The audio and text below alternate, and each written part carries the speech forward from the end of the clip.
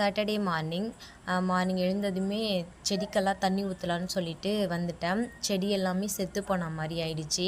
ஊருக்கு போயிட்டு வந்ததில் செடிக்கெல்லாம் தண்ணி ஊற்றாமல் காஞ்சி போயிருந்துச்சு. பார்க்கவுமே கொஞ்சம் கஷ்டமாக இருந்துச்சு. நிழல்ல தான் எடுத்து வச்சுட்டு வந்திருந்தேன். இருந்தாலுமே செடி எல்லாமே வாடி போயிடுச்சு, செத்து போயிடுச்சு. அதெல்லாம் பிடுங்கி எறிஞ்சிட்டு தண்ணியில் புதினா போட்டு வச்சுருந்தேன். அது எல்லாமே மண்ணில் நட்டு வச்சுருந்தேன் ஃப்ரெஷ்ஷாக. பிரேக்ஃபாஸ்ட் செய்யலான்னு சொல்லிட்டு ரெடி பண்ணிக்கிட்டு இருந்தேன். பொங்கல் தான் செய்ய போகிறேன்.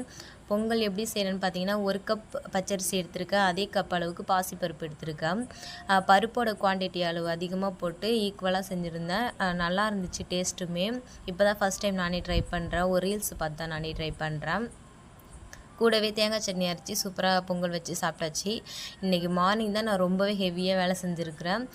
மார்னிங்கே துணி துவைக்கிறது, பாத்திரம் நிறைய கழுவுறது, பிரேக்ஃபாஸ்ட்டுன்னு சொல்லிட்டு நிறைய வேலை இன்றைக்கி.